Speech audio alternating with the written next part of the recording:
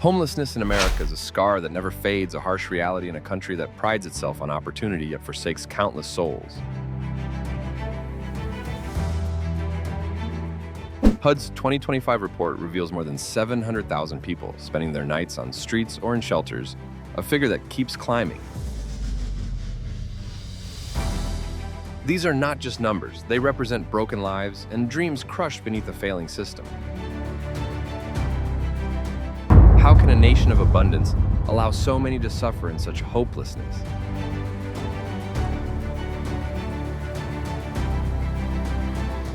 In this video, we'll explore the top 5 reasons this tragedy persists, starting with the devastating impact of mental illness and addiction. Stay with us, this story calls for reflection.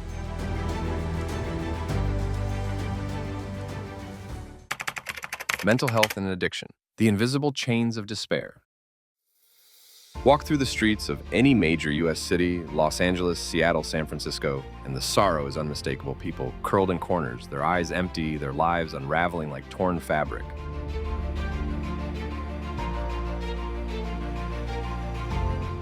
SAMHSA indicates that 20-25% of the homeless in America struggle with mental illness or substance dependence, often both trapped in an unending spiral of hopelessness. Being homeless, being here, honestly, it's very hard to be sober in this atmosphere. You know, I'm not used to being homeless, living in a tent. These aren't mere figures. They're human beings shackled by unseen chains of addiction and untreated disorders, deserted by a system meant to shield them. How can we stand by and let this misery continue?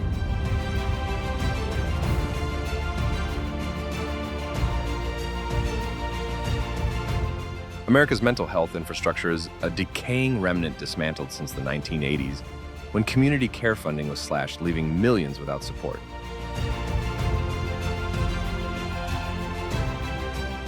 For someone coping with schizophrenia or bipolar disorder, stability feels unreachable, a maze without a way out. I mean, I have bad anxiety and depression, so when I took, taking them and getting high, I don't feel any of that, any feeling of, any emotion, you don't feel nothing, it's just numb feeling and you're happy. Addiction driven by opioids, alcohol, meth, and now the lethal surge of fentanyl turns that maze into confinement. Fentanyl, exponentially stronger and deadlier than heroin, has swept across cities like a quiet hurricane, claiming countless lives and spreading ruin. In San Francisco, overdose deaths rose 40% between 2019 and 2023, many among the homeless, their anguish dulled only by a substance that destroys. Each hit deepens their isolation, erasing work shelter and purpose.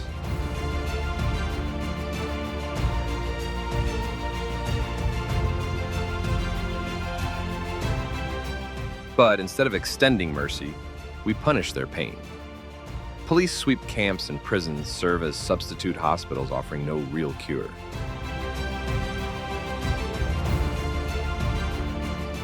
Rehabilitation centers stripped of funding can't meet the need, while stigma buries anyone brave enough to seek help. How can we preach empathy while binding the wounded to their suffering? The homeless in America aren't just searching for housing, they're waging war against their own minds, their own demons, as fentanyl's hold tightens with every breath. Homelessness worsens mental distress, and addiction feeds on hopelessness, forming a loop nearly impossible to escape.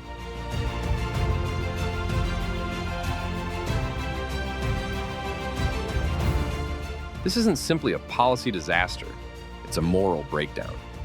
We've turned away from those most in need, leaving them to face fentanyl's grip and untreated trauma on city streets.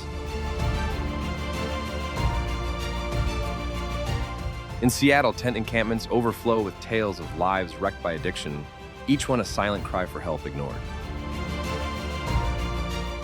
Until we rebuild mental health systems that are fully funded, widely available, and treat addiction as illness, not sin, the homeless in America will remain confined. We need treatment, not punishment, healing, not exclusion. This tragedy demands immediate action For every life lost on the pavement is a scar upon us all, upon.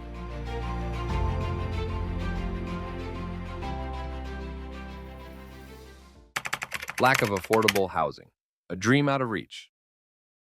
If mental health and addiction are the ignition, soaring housing costs are the constant flame that keeps the crisis burning. Across the nation, rent continues to rise while paychecks fail to keep up. Neighborhoods are transforming not because prosperity spreads, but because luxury towers and upscale projects are forcing working families out. Bit by bit, urban planning has evolved to prioritize profit over people, pushing those who shape these communities away from their own neighborhoods. The rent is too high. It's even going up in even these rooming houses, and people are using drugs to escape. And the drug use is making you come out here more. You don't pay your rent. You're not working enough, and that's part of contributing to the problem.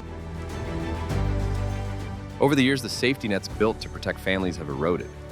Federal housing assistance has dwindled for decades, and programs like Section 8 collapse under crushing demand. Waiting lists stretch endlessly. Countless families enroll and wait, yet the help they need rarely arrives. In states such as California, rent can consume over half of a worker's earnings. A single unexpected cost, a hospital bill, a broken vehicle, a missed shift can send everything spiraling out of control. What becomes of a family when one small setback can strip away their home overnight? Security built over years can vanish in an instant, leaving people stranded with nowhere to go.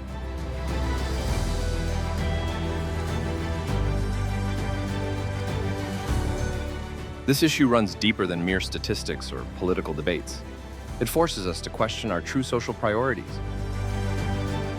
When did having a home become a privilege only the few can maintain?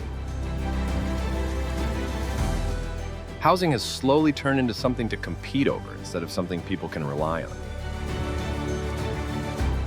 The market now determines who lives with dignity and who must fight just to have a place to rest.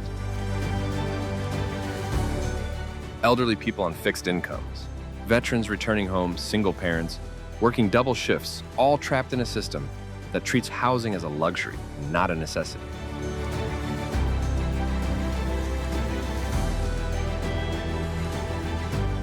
As homes turn into investments rather than human needs, communities begin to fracture. Parents face heart-wrenching decisions: pay the rent or buy groceries, cover shelter, or pay for medicine. Families crowd into tiny rooms, move from couch to couch, or end up in shelters already bursting at capacity. This isn't because people stop striving, it's because the ladder they climbed has quietly been taken away. So what does it reveal about us when profit determines who has a home? When shelter becomes a commodity, the American dream drifts further out of reach.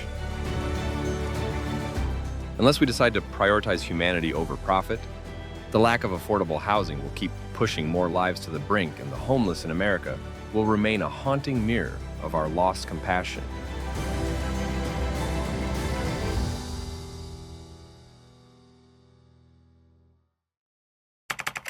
Economic inequality, a divide that swallows lives. Across the United States, two vastly different realities exist side by side. One gleams with city lights and towering glass buildings, symbols of comfort and success. The other hides in the shadows, where families struggle just to make it through another day. Walk a few blocks and you can feel the change. It's subtle, yet undeniable. Economic inequality doesn't strike all at once. It seeps in quietly, reshaping lives bit by bit until suddenly everything has changed. My name's Gary, I'm 45 years old. Right now I'm in Tent City. Unfortunately, I'm a victim of the economy. I lost my job due to transportation. For millions, hard work no longer promises security. It feels like running endlessly on a treadmill. No matter the pace, they never move forward. They open cafes before sunrise, scrub office floors through the night, care for the sick, restock shelves. Yet when the day ends, they're left with almost nothing. At the top, fortunes keep growing. At the bottom, people keep fighting to survive, hoping for a break that may never arrive.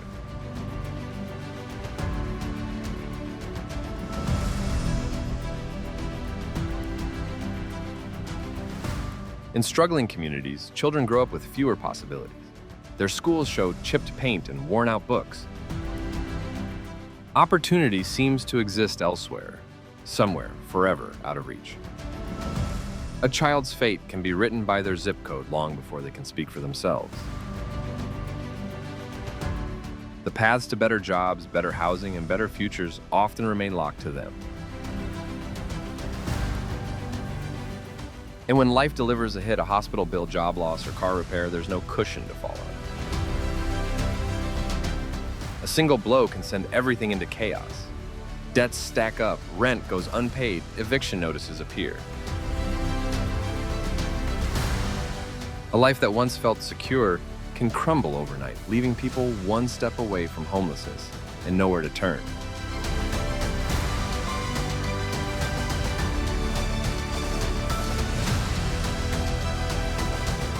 This divide isn't only about income, it's about opportunity, who gets a chance and who's left without one. It's about dreams fading quietly as the world keeps turning. In every city you can see it, a busy cafe glowing with warmth and a crowded shelter just a block away. Two worlds, side by side, barely connected. Economic inequality doesn't shout, it murmurs. It hides in routines and quiet battles and overlooked moments. Yet its weight presses everywhere. The homeless in America are not apart from this reality. They stand as living evidence of a divide that keeps stretching wider. As darkness falls, as towers remain bright, but beneath them countless lives fade quietly. This isn't just a question of money. It's a question of fairness, who gets to dream and who's forgotten.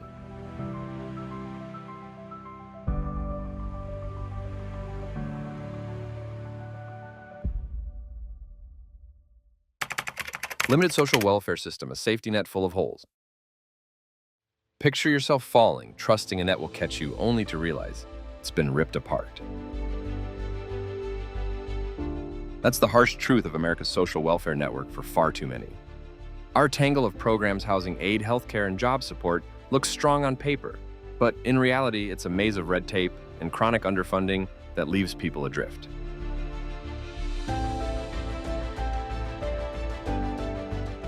The homeless in America aren't just battling poverty. They're battling a system that often seems built to hold them back.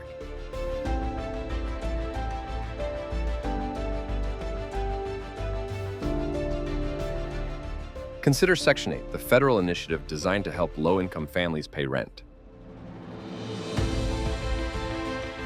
It's a lifeline in concept, but in practice, waiting lists drag on for years, sometimes decades, in places like Los Angeles or Chicago. According to HUD, only a small percentage of those eligible ever receive assistance because funding falls short. Meanwhile, the process itself is a nightmare of paperwork, strict deadlines, and endless requirements nearly impossible for someone barely surviving. If you're living in a tent struggling with mental illness or addiction, how can you possibly navigate that bureaucracy? It's no surprise many lose hope. Many.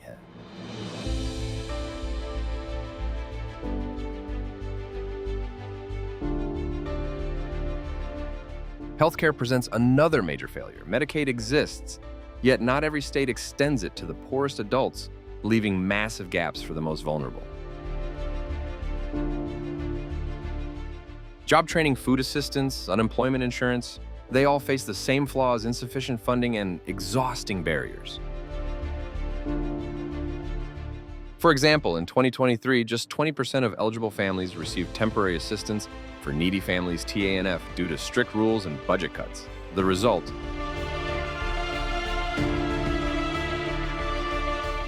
people who might escape poverty are abandoned to survive alone, many ending up homeless on city streets.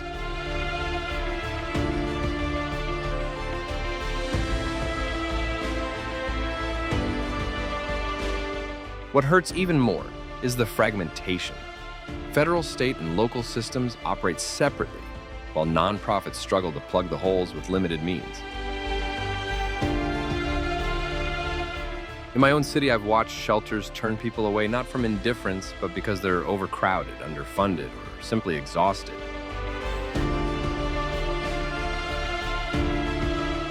How can anyone rebuild their life when the ladder meant to help them climb is missing steps? The social welfare framework isn't merely flawed, it's a betrayal of those it was meant to protect. Until we fully finance and simplify these systems, ensuring access for all who need them, the homeless in America will remain locked in despair.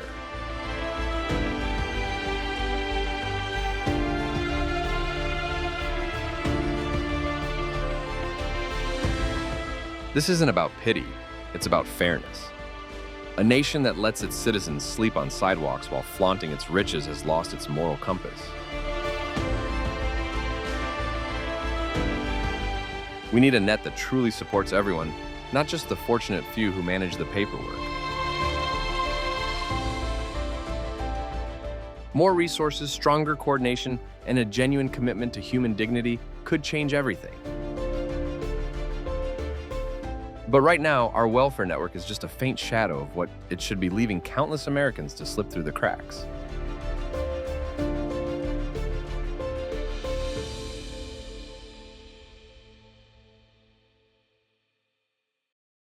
Economic crises and natural disasters when life pulls the rug out.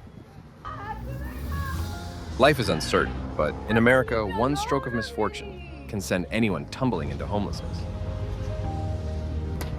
Economic downturns and natural disasters form the fifth reason this crisis persists, like sudden storms that wipe away security.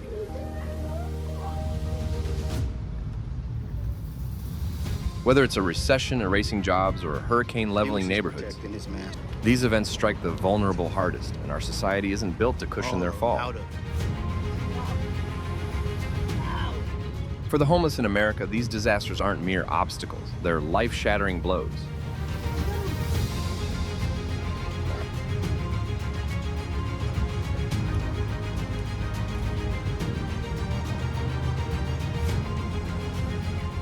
Consider the facts. The 2008 economic collapse left millions unemployed, homes foreclosed, and families forced onto the streets. So there's a lot of questions about whether they go to the bathroom. More recently, the COVID-19 pandemic exposed just how fragile stability truly is. By 2020, unemployment soared to 14.7% and evictions spiked as workers lost their paychecks. Even with short-term bans, many never regained footing. I remember a neighbor, a bartender, who lost his income when bars shut down. He moved between couches for months before landing in a shelter. His story isn't rare, it's a recurring reality. Economic crises don't just disrupt, they devastate.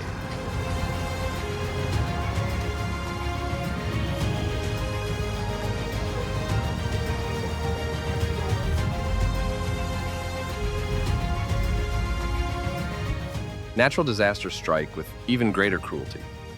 Hurricanes, wildfires, and floods spare no one, but their damage lingers longest among the poor.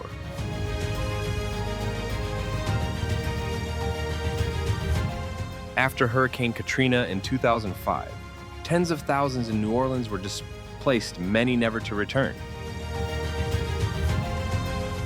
FEMA assistance and insurance payouts rarely cover the loss, especially for renters and low-income households with no means to rebuild. In 2022 alone, the U.S. faced $18 billion disasters from California's fires to Gulf Coast hurricanes, each leaving thousands displaced.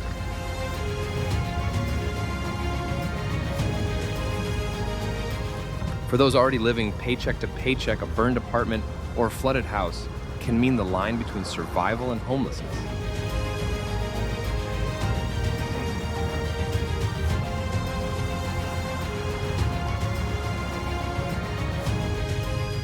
Worse yet, our response systems are painfully slow. Disaster aid is mired in paperwork prioritizing property owners while renters are left behind.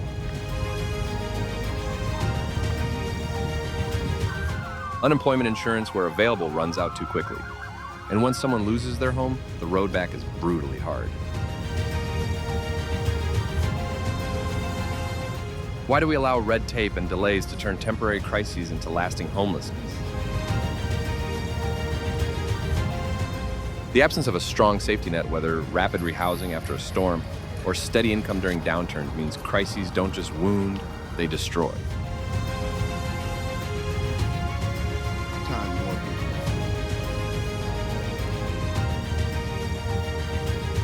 There's a little dog in that suitcase. The ripple effects are devastating. A family displaced by floods may never find affordable housing again.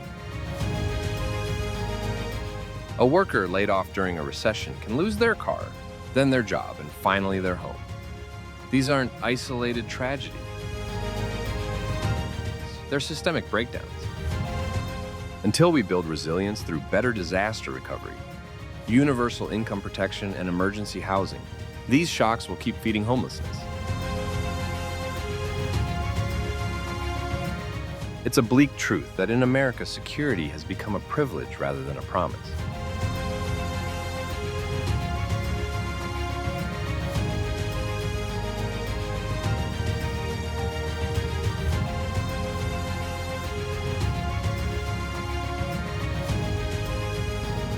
Conclusion.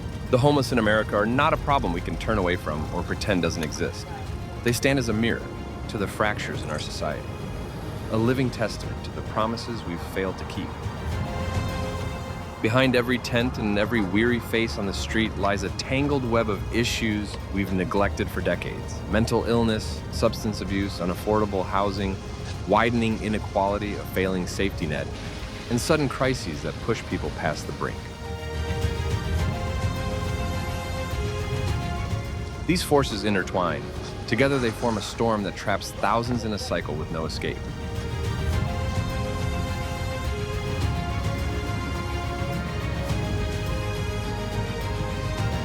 Here's another one. Pity alone won't fix this. Real change demands courage and collective action, not just sympathy. We must invest seriously in mental health services and addiction recovery. We must create housing that average families can afford, not just upscale developments. We must ensure fair pay that lets families live with self-respect.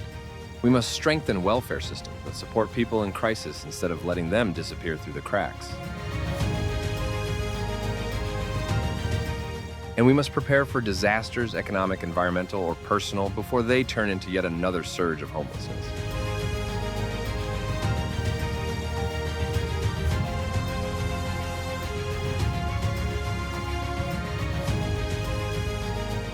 This is not merely about policymaking. It's about recognizing the humanity of those who've been pushed to the margins. It's about affirming that stability and dignity are fundamental rights, not luxuries. The homeless in America are part of our collective story. To overlook them is to deny our own reflection. The question remains clear yet pressing. Will we confront this challenge or allow the wound to deepen? Our response will shape not only the fate of those living on the streets, but also the moral character of the nation we choose to be.